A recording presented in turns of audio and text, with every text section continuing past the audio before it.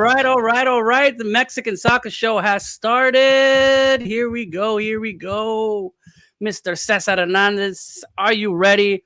I'm really excited for this show, and think everybody's already here early during their lunch hour.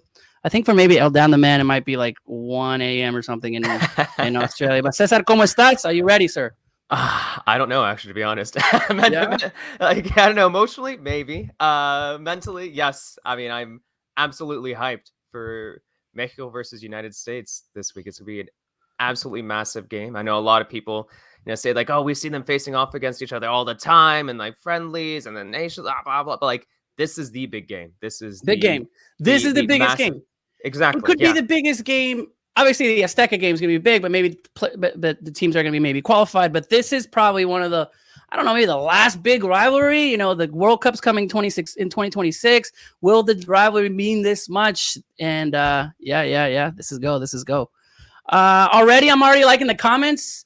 Adriana saying, "Wiso, you look like you're ready to take over Tata's job." It's true. I buttoned this last one because this is a special show. I have the jersey. I'm ready to go. I just need maybe it's because we're both wearing gray. Because we're both wearing gray shirts. And you're like, I just had to make myself look a little different. You had to like put on the jacket. From production, from Amy, she's saying that Wiso and Cesar needed to get haircuts by Sunday. We did, so we should all be good. But let's get started. Saying hi to everybody. And already El Dan the Man's already coming in, already from Australia. So ready to go. And we're going to jump in, saying hi to our first guest, our special guest that we have. We have two. We're saying hi right in. Welcoming Mr. Martin del Palacio to you, right? How's it going, Martin? ¿Cómo estamos? Hey, guys. Going. Nice seeing you. All right. Martin, first of all, for those that don't know, where are you right now? Because one of the reasons why we had to make this show super early for us is porque you're on the other side of the pond. Como dice blame Neri, on Martin. Oh, come on. Como dice Neri, está en Europa y nosotros no. Come on, super early. It's 11 a.m. What were you doing last night? It's early for us. It's early for the West Coast. But where are you situated right now? What part? I'm in Barcelona, in Spain. In Barcelona. Perfect. Yeah.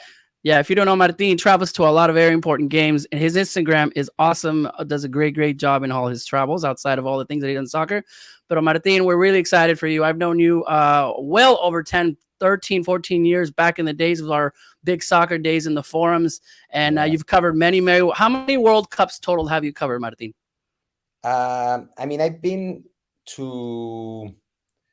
covered from 2006 till now, so that means four.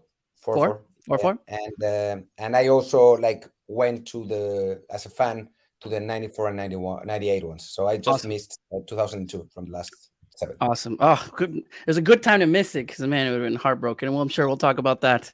But yes, thank you, Martin, for coming on. Specifically right now, before we get into it, just a quick, I know you're on Twitch. I know some great articles are coming up. Where can we see your work? Soccer related. I'm writing for OneFootball, which is it's an app that has also content, and they hired me to write columns there. For years I worked for FIFA, but now I'm not working for them anymore because I moved to the NFL, so I'm doing mostly stuff American football related, and we are preparing something really big for next year. We have a big project. I cannot talk too much about it, but you're gonna know for sure. Awesome. It's gonna be big. Also, quick shout out for your Desde el VAR pod too. It's really good. I'm for any of those Spanish speakers out there, it's fantastic pod. I don't know, it's one of my favorites out there for soccer. Sure. Thanks a lot. Yeah. Luis is gonna kill me. Yeah, we have a podcast. It's called Desde el VAR, and we have content essentially every day. So yeah. If you don't know it, go for it. We have we're in every major platform: Spotify, Apple Podcasts, Google Podcasts, all of them. Definitely one of the best ones, especially when it comes to Mexican soccer. You guys know the players, you can contact players, the coaches, and lots of information desde el VAR, especially on Twitch, because it's you're always there. So it's awesome to see. So awesome, Martin. All right, giving it up for Martin. For all of you guys, if you have questions, you can put them up there right there. So we already have someone that's saying in class while watching. Está bien, it's a little while. Well, almost. Let's go into saying our next guest, Mr. Grant Wall, and I can't think of another person that knows the U.S. soccer like Grant does, that has followed and is a voice on Twitter and has been everywhere also in the world. In fact, he just landed from Europe and has to get on a flight to get to Cincinnati. Amigo Grant, y también habla español muy bien. I've heard him on Univision a while back. So if we need to switch this into bilingual, Grant can join us. Hola, Grant. Welcome to the Mexican Soccer Show officially. Thanks for the great intro. It's great to be here with you guys. It's always a great week whenever it's USA, Mexico, Mexico, USA. And you're right, this is the biggest one there is. Unless they play each other in a World Cup, it's World Cup qualifying. And really looking forward to this game in Cincinnati, and looking forward to talking to you guys. Awesome. Grant, for those that don't know, maybe for those Mexican soccer, where can we see your work? What are you working on right now before we get started on the great discussion?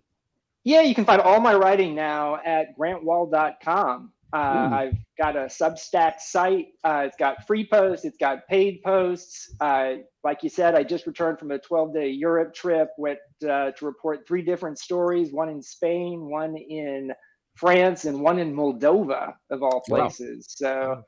So I'm not quite getting around Europe as much as Martin, who I love following on his Instagram, driving all over the place, going to Ukraine. I love his adventures, but I'm just trying to keep up. Awesome. You're doing pretty well, man. Well, for us, let's get right down to it, and which is this rivalry that fuels this passion between two countries. And before we get into the specifics of the game, I wanted to take time and ask both of you about the rivalry. Now, there are those who maybe diminish the rivalry, and maybe it's not in the world stage of the best soccer when they face. But speaking of the rivalry, I'll ask you first, Grant, why is this rivalry so important, I would say, in a world stage? And what makes it different? Well, I think it only became a rivalry once the United States men got better at soccer, because it really wasn't a rivalry for many decades. And I would argue not until probably the early 90s did the United States start winning some games, and not really kind of get on equal terms with Mexico. I would say even until 2000, 2001. And it's been pretty even, and it's been back and forth. There's sort of been stretches, the early 2000s when the U.S. sort of had Mexico's number, but then, it's gone back and forth. And in recent years, until 2021, Mexico had a better stretch against the United States. So for a rivalry to be a good one, you've got to have both teams being good and winning their share of games. And then you bring in all of the cultural and demographic, issues that connect to this rivalry, and the senses of identity with so many people on both sides of the border. And then add to it that it's just really intense, fun soccer. It's not always the greatest soccer in the world, but sometimes it is. And then sometimes also it's just guys going back and forth at each other, and that's fun too in a certain way. And I think both fan bases have gotten to a point where they really look forward to these games on the calendar. Most stuff. I remember growing up, I think it was in the 90s as a kid, it was like I felt like that was like Grant said, that was a turning point. Because I remember my dad talking to me just like growing up, just be like, Mexico always defeats the United States, blah blah blah. But then something seemed to happen there during the 90s, and I think that really heightened made this a rivalry. It really made this truly like this exciting battle between these CONCACAF giants, because for a while it seemed like it was just Mexico. But yeah, in the 90s, something really changed there as the U.S. continued to get better. And I mean, it made this the fascinating rivalry that's developed into today. Martin, you covered football. You know rivalries left and right with clubs and international rivalry. To you, does this stack up into a great rivalry in the world, or is it just us? Well, I think it's mostly us, but it's an important regional one. Like it's the biggest regional one there is, like in our terms, right? Yeah. For like when the US weren't as good, the rivalry for Mexico was against Costa Rica, but it never felt the same way as it feels now, because there's a lot more than soccer that goes on between those two countries. So I think for us, at least for Mexico, it's a matter of pride. Like for years we felt that the only place where we could beat the US was in soccer, and like to have that taken away from us for a while, yeah, that wasn't cool. That 2002 game, I think it's still the worst loss It in the is. history of the Mexican national team. So so yeah, yeah, of course. I mean, it's not like we're talking about like Barcelona Real Madrid, right? Like it's not a worldwide rivalry, but in terms of regional rivalries and in terms of the importance that we give to the matches, I think it's up there. Like for me, I mean, if we lose to the States, besides the trolling on Twitter that I get, I feel like not great for a couple of days. Like it's not Yeah. cool to lose to the Yeah. US. Wait, Martin, I want to ask you. Actually, I want to ask Martin really quickly. So over there in Europe, is there going to be? I know it's not, like this massive, exciting like club battle and rivalry, but is there going to be like some sort of talk about United States versus Mexico, or is it going to be mostly just us over here, the CONCACAF region that are going to be discussing this World Cup qualifier?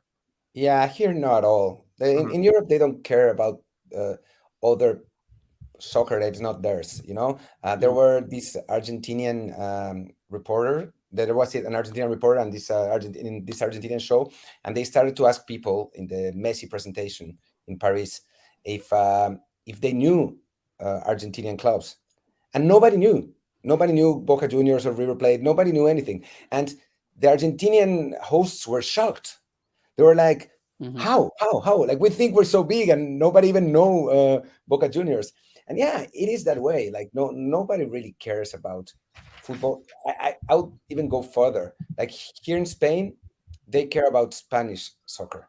Like they know a bit of the Premier League. They know Bayern Munich, and obviously they know the Champions League, but they don't really care. They care about their league, and that's it. Yeah, yeah. Grant, obviously the rivalry you said kind of, started really in the 2000s, right? After that 2002 that just opened every Mexican fan's eyes, because going in, Martin, and early in the morning, okay, it's the US, this is it, 5th game, we can get into the quarterfinals, we're good, bam, right? A huge loss. We could attribute it to just overconfidence maybe. But to you, that rivalry started then it kept going. I want to ask you, and I'll ask you, Martin, what is the best team that US has fielded since 2000, since that rivalry started? I mean, the 2002 team, I would say, was just a really special team that was better than the individual talents on it for the United States. Bruce Arena got a lot out of that team in that tournament, beat Portugal in the first game, beat Mexico. And that was a good Mexico team. They had won their group ahead of Italy. And I do remember in that game in 2002 that Arena started Claudio Reyna, who was a central midfielder, at right back in that game, and totally surprised Javier Aguirre. And he had to make a first half substitution for, I think it was Ramon Morales in that game, that he wasn't planning to make. And the early goal really changed things for the US in that game. And that was a US team that actually I thought outplayed Germany in the quarterfinal and lost 1-0 in that game. But just the performances of that US team were terrific. Since then, I would say probably the 2010 US World Cup team, right around 2009, when the US got to the Confederations Cup final, beat Spain in the semifinals when Spain was really good, and gave Brazil a great game in the final, ended up losing 3-2. And then in 2010, when the US won their World Cup group ahead of England, Bob Bradley's team, I think, was really good.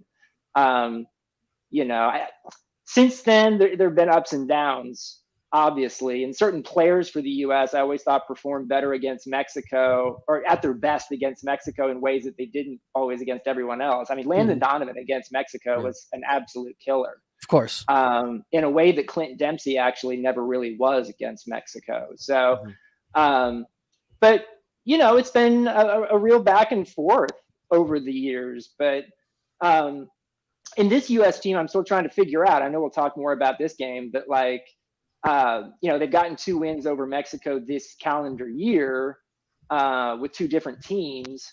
But I think how this year is going to be measured has more to do with what happens in this game this Friday than in these two previous games this year.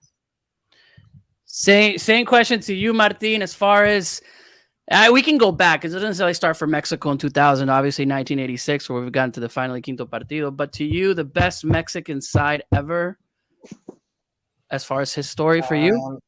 It's a hard one.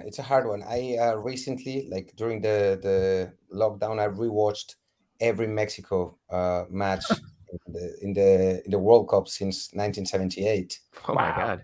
Yeah. It was super interesting. It was a very interesting experience because you have some preconceived ideas, things that you remember when you were younger, and you don't challenge those ideas because it's like, and then you rewatch the games and you think, wow, this is not how I remembered it. Right? So yeah, for example, on that 2002 match, I remember that everybody killed Aguirre for taking off Ramon Morales because they said he was the best Mexico player in that game. No, it was terrible. He was bad. Like the substitution was the right one. I don't agree with Luis Hernandez going in, but Ramon Morales was not good at all in that game. Yeah. But yeah, that's not the way we remember it, right? So so in terms of World Cups, it's interesting because I think Mexico has been pretty steady. Like I know the results say the same, but like it's been seriously like I think you can measure it in like individual performances, like performances in matches. I think 2006 had Mexico played two great halves. Second half against Portugal, first half against Argentina. Like those two are like the top, but overall it wasn't that good. I think 2014 was the best one overall. Yeah. I think by a little bit.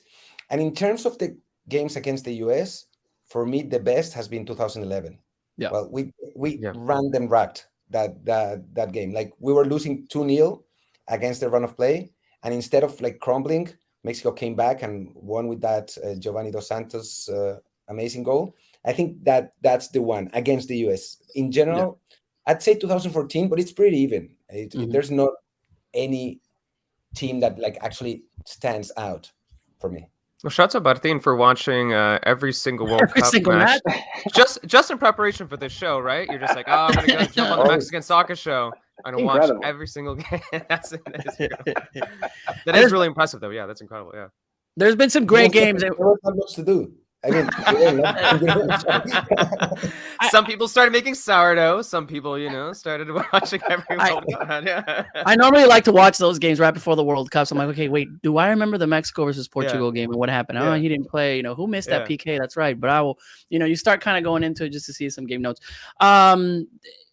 Before we talk about the game, obviously anticipated just last questions, and you touched on it already, Martin and Grant, obviously the most important games, but there has been some really, really great Mexico-US games, right? I would say the one in the Rose Bowl going into the Confederations Cup, that last, hit from Paul Aguilar, Landon Donovan, one of the most hated players, and I'm one of the most liked players, I think, in Mexico. Is kind of weird from the villain switching over, but it's true. You said it, Grant. Every time he faced, he just elevated himself, and it was a player we loved to hate.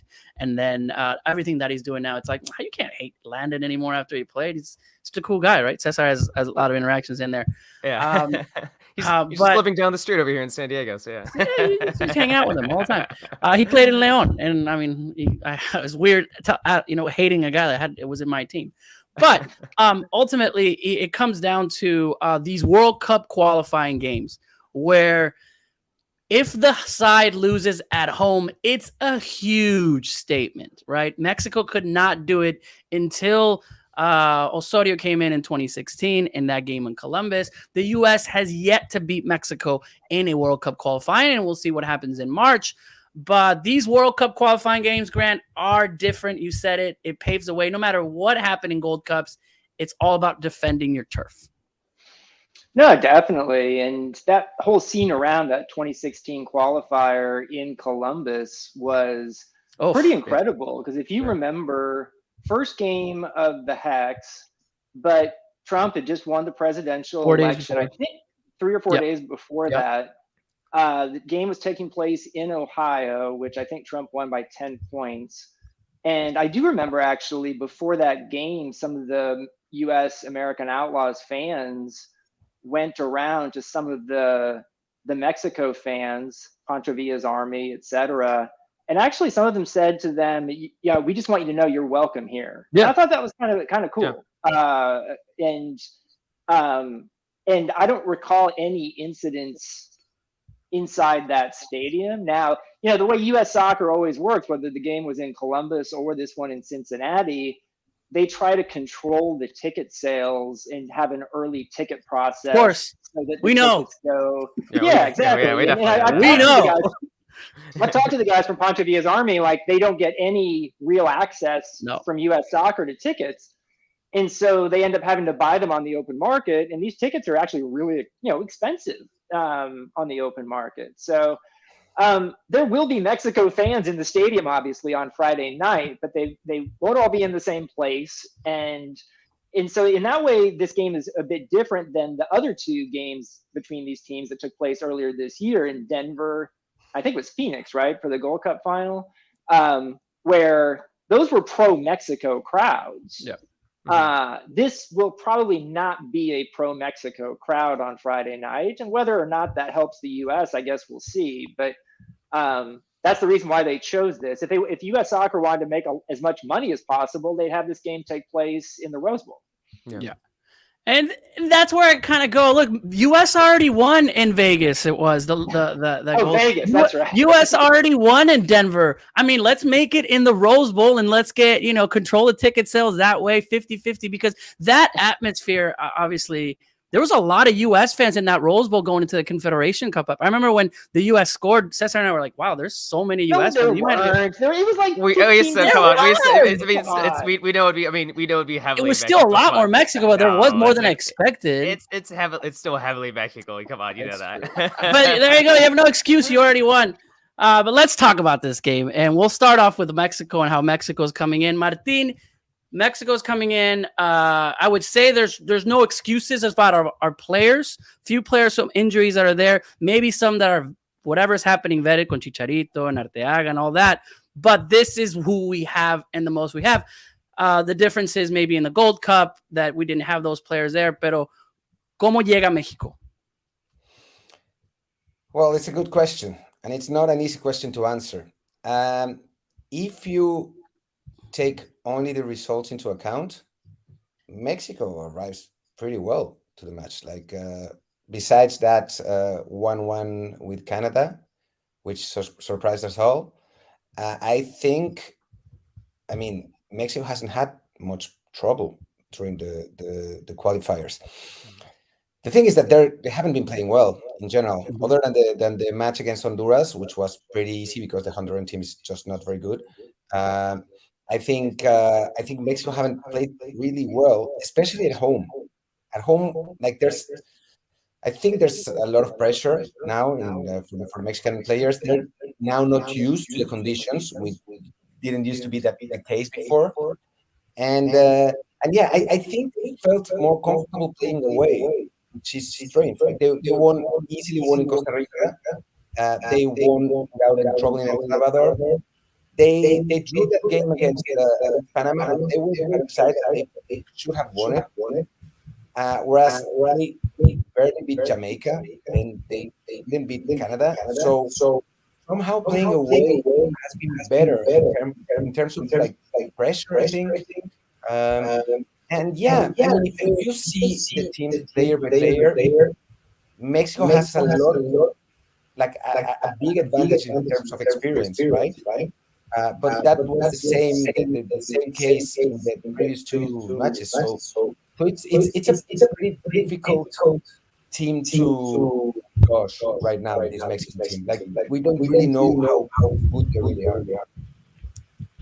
And rivalries are different, right? You're gonna say, right? It's no matter if the team's coming in great, no matter if the team's coming in great form, bad form, it doesn't matter. Rivalries are going to be different. Grant, to you, the U.S., a little bit of a roller coaster, a kind of shaky start. Now taking forward, you found the striker of Pepe, who as Mexican Americans know, are kind of like, I hope he does well. He does well, but not against Mexico, as you see. How do you see the U.S. coming in?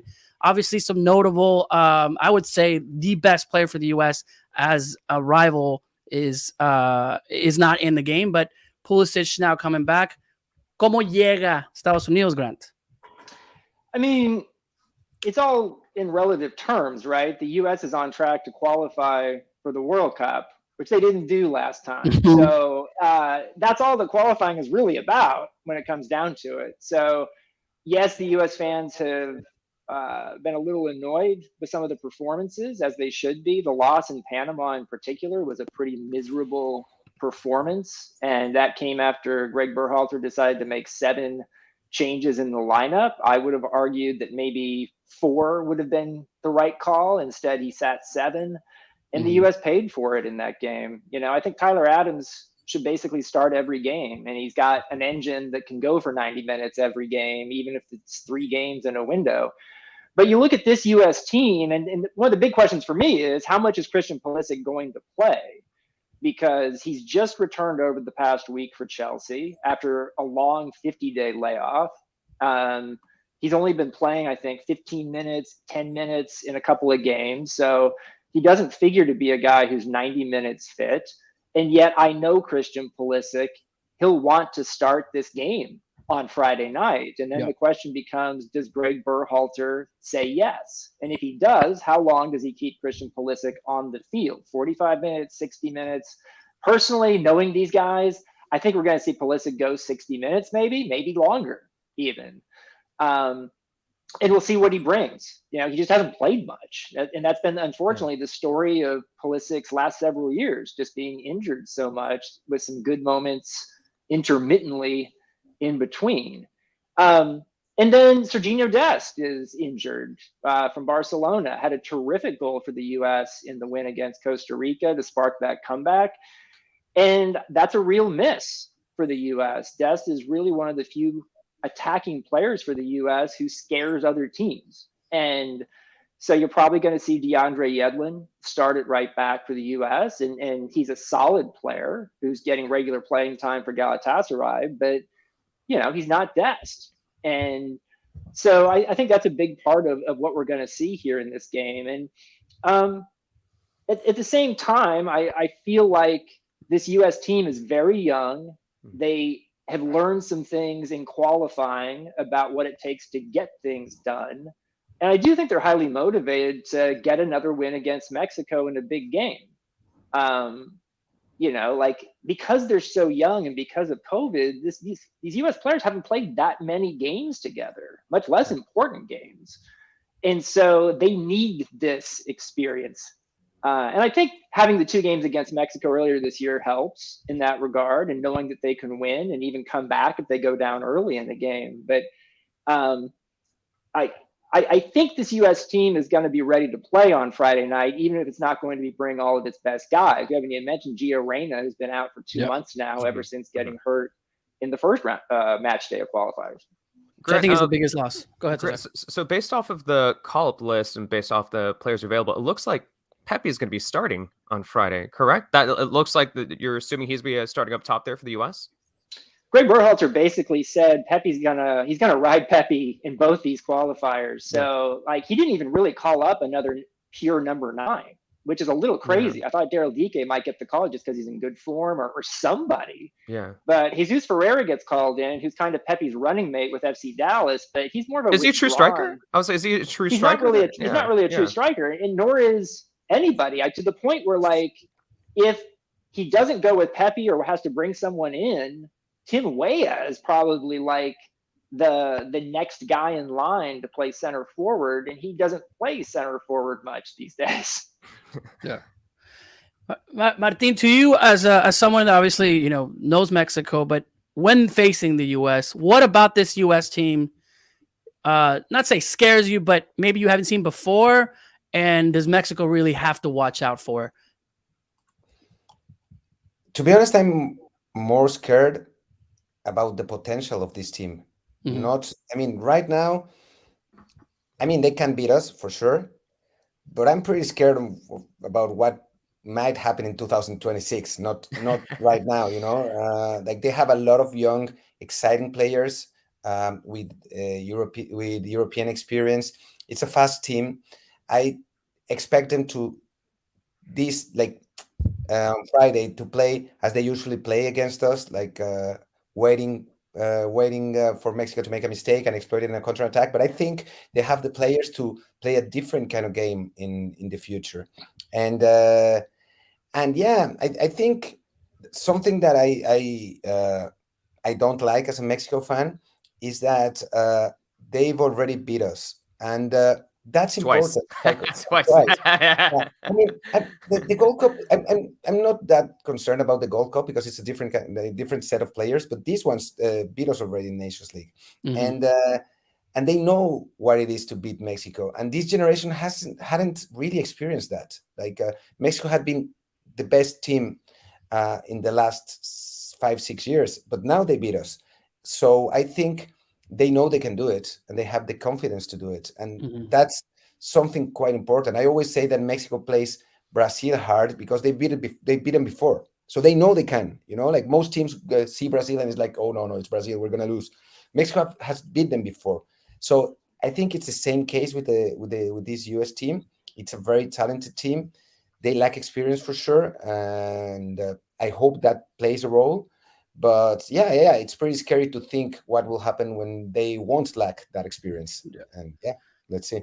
Going into it though, does that also help Mexico not going with the overconfidence that we've seen before? That's a good point. For example, going to the Nation League, Mexico should beat these team. These guys haven't beat Mexico. Mexico loses. Going into that Gold Cup final, this is an MLS team. Mexico should be okay. Now seeing what the U.S. has done, what the players has done, Martin, going into Columbus, knowing that it's not hard to win in other people's homes, does Mexico now not say give them the respect, but knows they can't let down against this U.S. team because of the talent?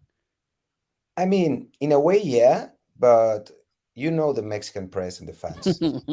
they, they'll always expect a win against the US, no matter Yeah. which team they field or anything. Like they always think that they have this like crazy bipolar thing in which every time we lose to them, they're already caught up on us and they're already like better than us. But if we face them again, we should beat them. Like no excuses. Yeah. It's quite I don't know, schizophrenic. And So it's a fracaso no matter what, right? it's, I'm yeah, already, no matter I'm what. already But it preparing for the is! headlines. A fracaso. Doesn't matter. But it Doesn't matter what the is! scoreline's going to be. I'm going to wake up and be like, oh, it was a fracaso? What, really? Like for I'm example, just... the Nations League, the Gold Cup was a big fracaso. That was terrible. It was. But yeah, it was. But the Nations League one, for me, I think we outplayed them, and Yeah. we were unlucky. Like there was like that last minute penalty that Guardado missed. We were 2-1 up, like 10 minutes from the end. Like that was a real match. The Gold Cup one, there's no excuses. That was as bad as it comes. Yeah. But the Nations League, I think it should have been taken with a grain of salt, but it didn't. It was like a huge fracaso, Mexico, and this is a talented American team. I mean, they're young, they're fearless. It's a talented team. We didn't lose to Cuba, like we played a good team. But that's the way Mexico works. Apologies No to our worries. Cuban listeners. Apologies to our Cuban No worries. listeners. There's a Nations League next year too, so this should be good. Grant.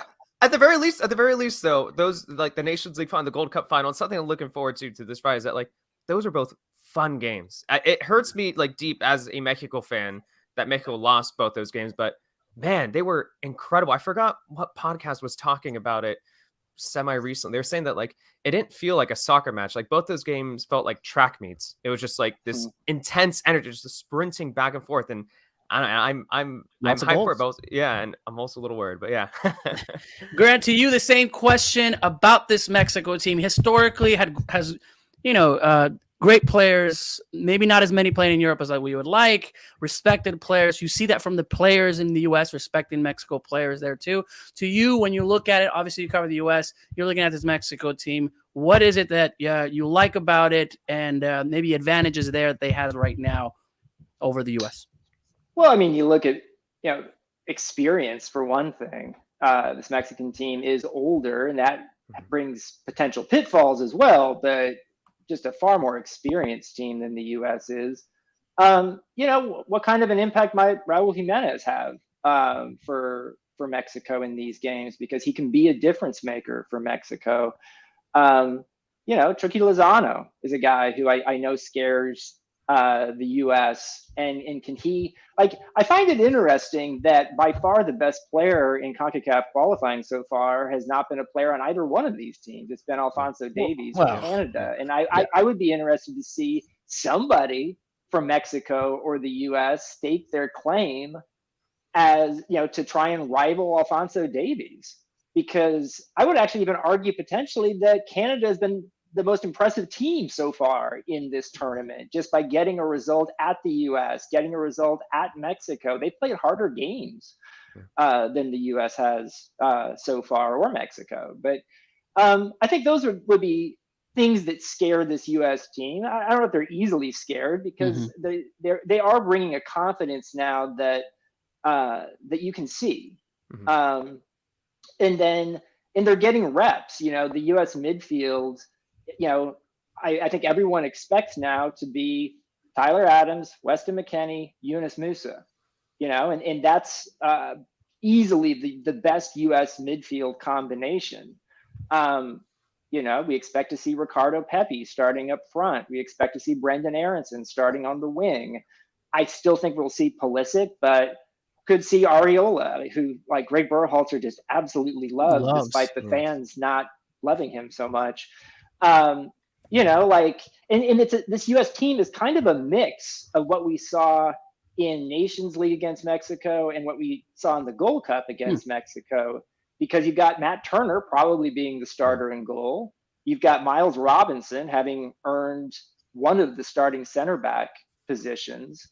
And guys in MLS like that showing that they can be part of the first team for the U.S. And I do think set pieces is clearly something where the U.S. feels like they have a big advantage over Mexico. It's how they scored a lot of their goals against Mexico, including the game winner late in the Gold Cup final. And I feel like the U.S. feels like they can even be outplayed like Mexico, like they have been in both games this year, and make up the difference to a large extent with counters and set pieces.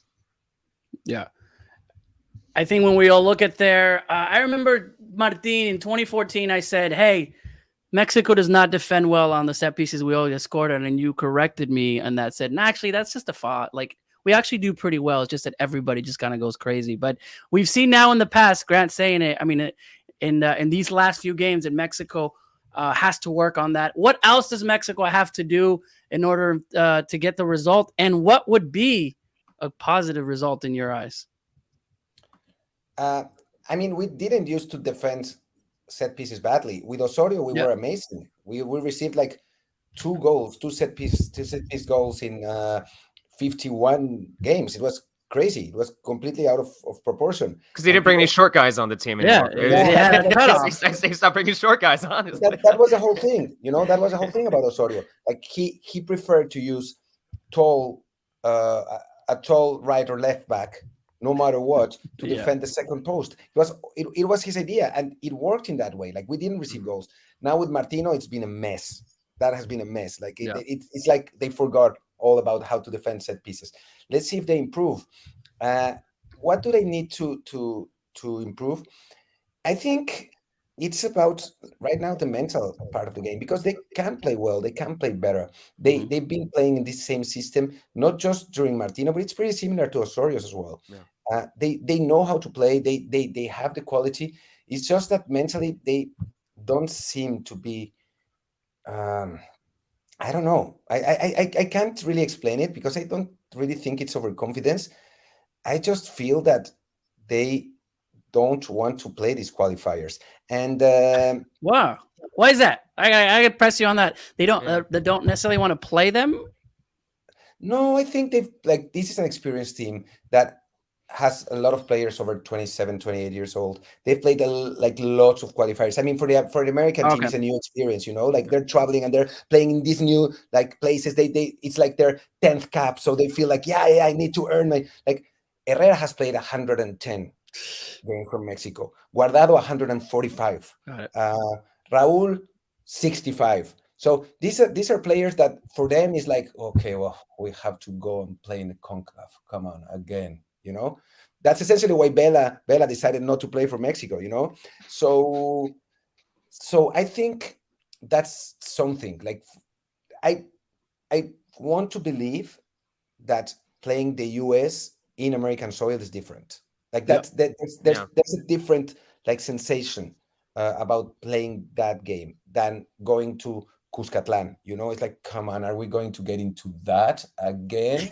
I can perfectly picture it. You know, like this guy who's playing at Atletico Madrid, thinking about traveling like for 18 hours to go and play in Cuscatlan and be like showered with I don't know what, you know, like I can see that. Flying heads and animal heads and all the things that come out of these CONCACAF. But I get it. Lots and lots of games. But you know, in another way, it's like they go and play in the Cuscatlan and they know that their own fans are not going to boo them, which is what's happening.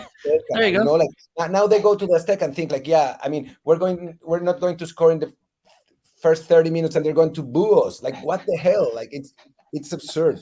So yeah.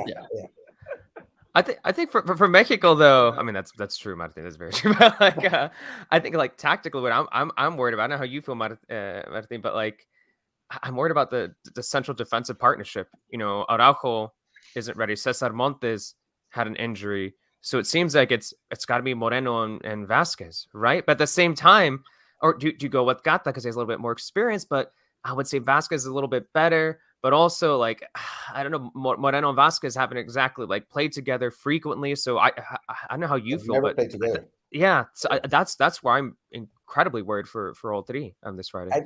I think it's going to be Moreno Cata because both Vasquez and Moreno are left-footed players, and I don't think Martin is going to play them both. Yeah, that's concerning. If it's a part of our defense, let's be real. And they're not the fastest players in the world, and we know that Pepe is a pretty important player. So yeah. I think I don't expect the US to have a lot of the possession, but yeah, those fast breaks are going to be painful to watch. I believe we're gonna play Gallardo and Sanchez on the sides so they can like compensate for the lack of speed of the central defense. But yeah, it is concerning. Yeah, it is. Grant, as far as coaches, and we'll go into what we think is going to happen in the game and what are the keys as far as for each team. But before we get into that, lots of conversations of fans on the U.S. side that not liking Greg, which is more than usual seeing it on this side. Like, we know something goes wrong, fire Tata, fire Osorio, and everyone starts going crazy. But I haven't seen this level of fire Greg, even though he won in the summer. Very up and down roller coaster fans kind of on that. And what's your take on the coach? I mean, I think you shouldn't underestimate how scarred the U.S. fan base is over not qualifying for 2018 and how they're living every one of these World Cup qualifiers with that in their head and feeling like a loss in a game like in Panama, the sky is falling. And the fact is there's 14 games in qualifying, more than ever before. And if you have one loss in Panama, it looks terrible, but it's not going to potentially have much of an impact on your overall qualification. The moment that was really difficult for Berhalter was down in Honduras in game 3 of the first window, where the U.S. played really badly in the first half. He had made some weird decisions with the starting lineup. U.S. is down 1-0, and I think it was realistic to think if the U.S. had lost that game, Greg Berhalter might have lost his job. We were talking about potential replacements at halftime of that game, and it wasn't just about results; it was about the performance being terrible.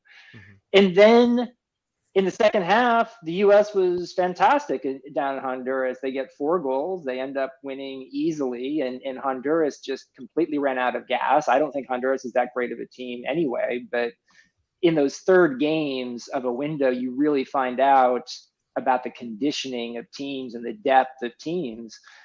And that was the game that Pepe made his first start, scored a really important goal, and he's been the starting center forward ever since. So, for example, this game, though, if the U.S. loses against Mexico, there are going to be a lot of calls for Greg Berhalter to be fired. And the fact of the matter is, the U.S., and this helps that they won. They came back and won at home against Costa Rica in the last game. But the U.S. can actually lose this game and not feel like their World Cup chances are in any severe jeopardy if you're being rational.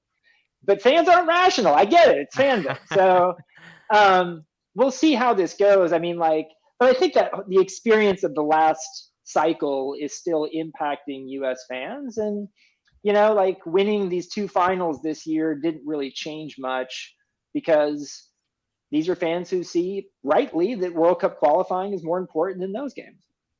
I think also that American fans somehow, because you have so many players in Europe, somehow they expected to breathe through the qualifiers to we're going to beat everyone and maybe draw with Mexico in the Azteca and that'll be it. And we're going to and then they realized that CONCACAF is CONCACAF. It's always been like that. And even if you're super favorites and you think that you're going to beat everyone, it doesn't work that way. There's this guy on Twitter, a Spanish Twitter tuitero, who loves the MLS. He loves the American, the American national team, and he wrote this ranking of CONCACAF teams. And I told him, "You've never experienced the CONCACAF qualifiers, right? You don't know how it is. It's not a question of playing. You see your roster and think, we have the best team. We're gonna go to Costa Rica and win 3-0. No, it doesn't work that way. Not at all. So I think this is for a lot of young American fans, this is the first experience on CONCACAF qualifiers, and they don't really know how to react because they see their players being in Barcelona or other Chelsea, Dortmund, and they think, come on, we're playing Panama, we should beat these guys 5-0, and then it doesn't work that way. So they believe it's the coach's fault, they have to blame someone, but it's just not that easy. To be fair, after the year that they had, though, for a lot of those fans, I can understand why they would feel that way after winning the Nations League, after winning the Gold Cup, seeing the players within the roster. I can see. I'm saying I can see why some of those fans felt that way and had the anticipation of breezing through World Cup qualifying. But I mean, it's nothing new that it's difficult. We saw that for Mexico too. I mean, how many times we've heard about the golden generation, Mexico and their golden generations and how well they're doing, and then they always end up having some little issues every now and then in World Cup qualifying, and we saw what happened in 2014 as well, or I should say 2013. So this is nothing new, but it's not that surprising either. I think also too, I would say a couple of things here. Even the U.S. players, like Tyler Adams, before the first three qualifiers said, I want this to be a 9-point week. And it ends up being a 5-point week that they had to fight for their lives just to get those 5 points. There's that. I also remember Serginho Dest, the look on his face when this player who plays for Barcelona has his first game in the Cuscatlan, no idea what to expect and what he was experiencing. It was pretty funny, actually. Yeah. And there's that. And I also think with U.S. fans, because the sport is growing in the United States so quickly, a lot of the U.S. fans are new and young, and they haven't experienced, in every case, watching previous qualifying campaigns. And so they don't have a familiarity with the history of why it's difficult sometimes in CONCACAF qualifying. It's true. It's very, very true. I'll talk about new fans. I think the fans that are out there that think they can win everything is Canadian fans towards my Twitter. I've been hearing a lot of Mexico's going to win. They're gonna have a rude awakening. I'm just saying, it's hilarious. Wait, just because one episode you kept saying that you're Canada's not. It was they got Davies. I think since then Canadian soccer Twitter's against you now. They are. No, but they are. You see them on Twitter, and it's man, you haven't qualified to a World Cup since 1986. It's funny. Take it easy. Take it easy. Yeah, Hey, they won the Gold Cup in 2000. Hey. No, a player like him, Falso Davies. I mean, if any of us had a player, I mean, I was watching highlights of this guy. Wow, like you just every time he had the ball. When playing Mexico, you're just like he's gonna score, and he almost did. Then he got moved up to the number 9 position. Yeah. So we have some guys from Canada here, Marcos Martinez, that were there. All right, guys. Let's talk about the predictions. But how do you expect Mexico to play this game, Martin, specifically, and how they can get the win? Maybe 2 different types of questions of what Tata's gonna do and what you need to do. But I would look at puedes hacer. I think, I would love for them to play an aggressive kind of game and try to be vertical, even if they means not having so much possession. But that's not what's gonna happen. I think they're gonna pass and pass and pass and pass and pass and pass and pass and go backwards and then pass and pass and pass and try to penetrate a solid American team.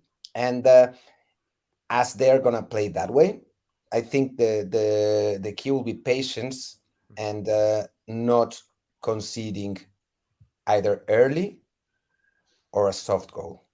Because that can that can hurt their confidence. And of course, not making fouls close to the box, trying to be as disciplined as possible.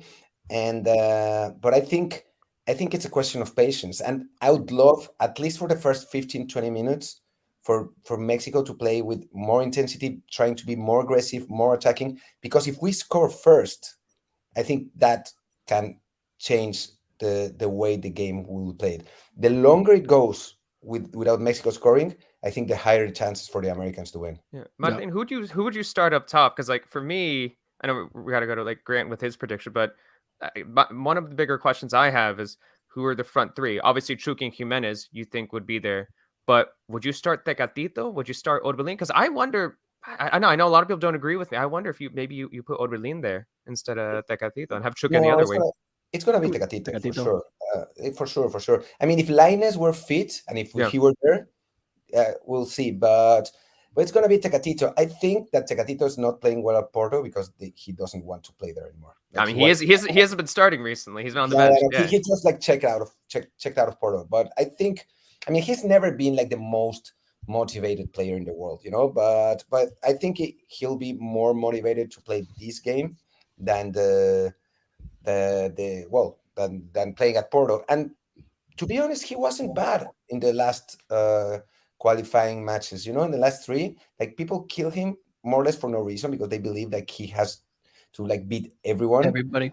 Yeah, everybody, but he wasn't bad really. I expect them to. I'm pretty sure what the starting 11 will be. My only doubt is at right back, but other than that, I'm pretty sure. So the 3 in the middle, Martin, to you, Herrera is for sure. Herrera, Guardado, and Edson. Yeah, right? It's got to be that. It's got to be that. Yeah. Yeah, and then obviously it scares me bad, because you have those 3. Edson is faster, but they Herrera and Guardado are, they're not particularly, Usain Bolt, and on the other side, you have 3 19-year-old guys who run like mad. Yeah, it kind of scares me. It scares me a little bit, but let's see what happens. We'll see. There, obviously, you talked to 4, and there was no moving Ochoa as who we have. That's Martin's starting 11. I think it's there. I'd be really, really surprised if there's any changes there. That midfield also does scare me on how slow it is. And I think those will be the first changes if we're not seeing the great possession because we've seen them not doing great. So we'll see. Grant, on your side, the keys for U.S. to win. Hopefully it doesn't happen. But at the same time, start 11. You already kind of mentioned it, are in there. And let us give us. Yeah, I'll give you I think Turner in goal, Yedlin right back, center backs Miles Robinson, probably Walker Zimmerman, could be Chris Richards, but I don't think Berhalter is totally ready to trust Richards in a big game like this. Left back Anthony Robinson, 3-man midfield Tyler Adams, Weston McKennie, Yunus Musa. And then a front line probably of Christian Pulisic, Ricardo Pepi, Brendan Aronson. We'll see if Pulisic gets the start. I think he will. And I think for me, actually, an important player is Weston McKennie, who's one of these guys that we talked about earlier, who seems to perform at a higher level against Mexico than he does in other games. And he's a big game player. And he's on a good run of form for Juventus. He's kind of getting his mojo back after all the drama with being kicked out of the U.S. camp back in September and missing a couple of games.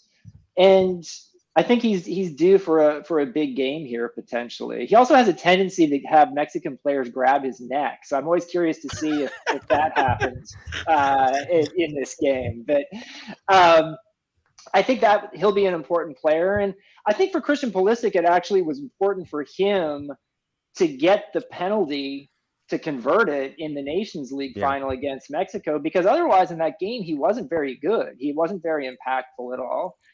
And people are asking, where's Christian Pulisic? He needs to have a big performance for the U.S. He's missed a lot of games due to injury. When he has been there, he hasn't necessarily performed all that great. And this guy is supposedly the American star. So these are the games when you have to earn that, So we'll see if Christian Pulisic can pull that off. I think one nice thing about this window is you're back to having a 2-game window. So you can actually play your best teams in both of these games and not have to worry about rotating or what have you. And I think that's something that's been a bit of a bummer actually about the first 2 windows. I get why they have to play all these games, but I like the fact that there's only 2 games in this window. So really quickly though, Grant, so in net, I'm just curious about this. So you would have, or you believe Turner will start over Steffen, correct? Oh, yeah. Like, so it looks, I mean, Turner's in better form and Steffen isn't getting that many minutes, but you would think that's what's going to happen? I think there is a legitimate goalkeeper controversy at this point because Steffen did start the last game at home, the Costa Rica game. Turner had played the previous 5 games, and so it very much is up in the air. But I still think that Turner is more likely to get the start in this game. We'll see how it goes because Greg Berhalter has certainly left it open.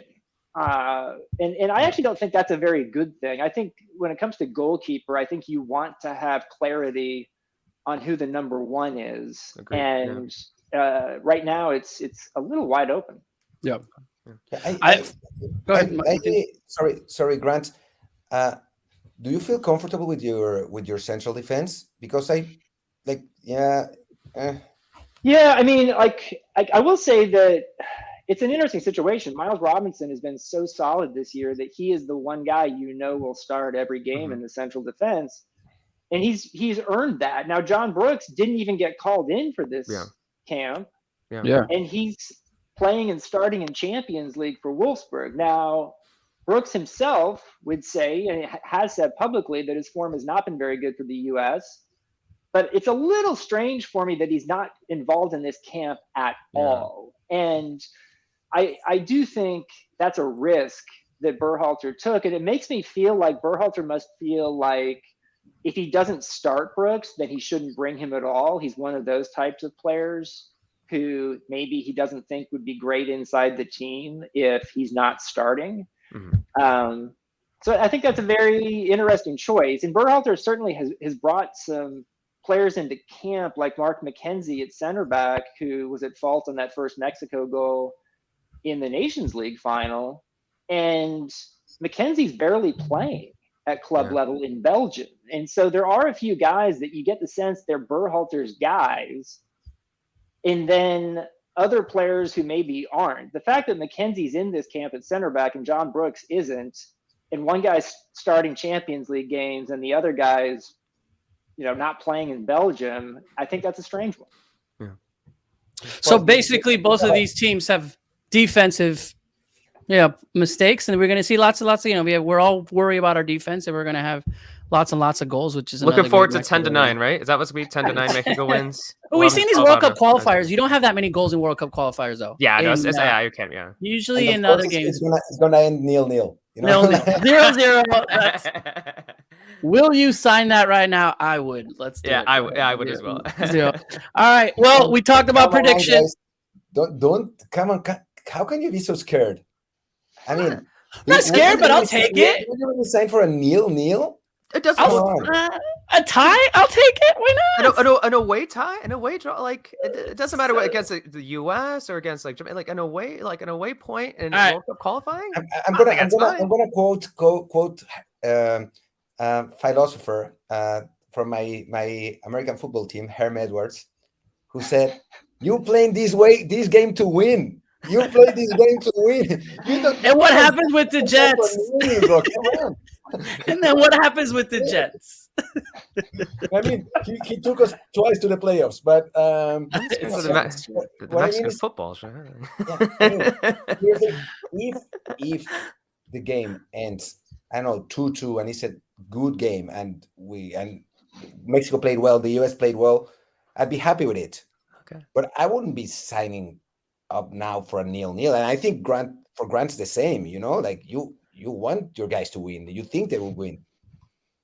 Oh, not. I mean, they are at home, and the U.S. team will get heavily criticized if they don't win this game. So, personally, I would lean toward 2-1 U.S., but I could also very easily see this coming away in a tie. There it is. All right, so let's get predictions. I know we've gone over the hour. Grant, sticking with the 2-1, the U.S. happens this Friday? Yeah. 2-1. All right, the U.S. Martin?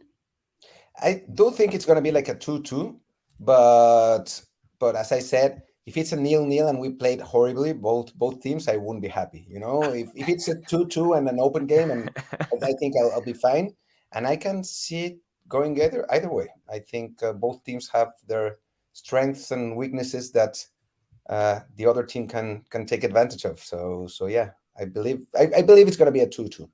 All right, Cesar. Going with an intense 1-1 draw that's going to bother Martin. 1-1. All right. I'm gonna go ahead and do a 1-0 Mexico because I'm taking this jersey that has never lost to Cincinnati, and if it does, it's over. We'll see what happens. 1-0, and then Twitter's gonna kill me when something that happens. We'll see what happens. And then Gabe's gonna yell you the press box for wearing that jersey. No, I'm gonna put it way inside and then be like, sorry. It's not Gabe from MLS who always searches out for me. This is US Soccer putting it together. That's true. But then and then I'll actually, Grant, I'll be traveling to Jamaica, so hopefully we can see. I don't know if you're traveling over there. I'll be over there doing some stuff. I look forward to seeing you. I'm using the field, running around, going like crazy. So hopefully I'll be over there doing some stuff for CBS. Nice. Thank you so much, Grant, for your time. I know you got to get on a flight to Cincinnati. Martin, muchísimas gracias. Especially early there in Europe, we can accommodate this time.